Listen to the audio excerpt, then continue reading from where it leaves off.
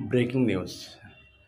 আজ সকালে সন্ত্রাসী রাষ্ট্র ইসরায়েলের মিত্র যুক্তরাষ্ট্র ইরানের পারমাণবিক স্থাপনাগুলিতে তাদের B-52 বোমারু বিমান দিয়ে হামলা চালিয়েছে।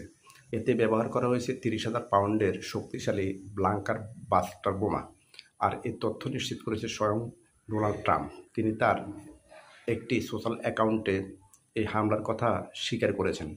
তবে ইরানের তরফ থেকে এখন পর্যন্ত তেমন কিছু জানা যায়নি।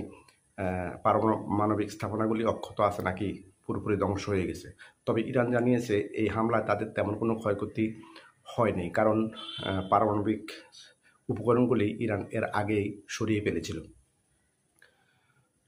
শুরু হয়ে গেছে হয়তো তৃতীয় বিশ্বযুদ্ধ, কারণ ইরানের এই হামলা মধ্যপ্রাচ্যে থাকা ইরানের যে সমর্থক গোষ্ঠীগুলি আছে তারা হয়তো সেটা মেনে নেবে না, এবং যে কোনো মুহূর্তে ইসরায়েল এবং যুক্তরাষ্ট্রের মধ্যপ্রাচ্যের ঘাঁটিগুলিতে ধ্বংসাত্মক অভিযান চালাতে তারা প্রস্তুত।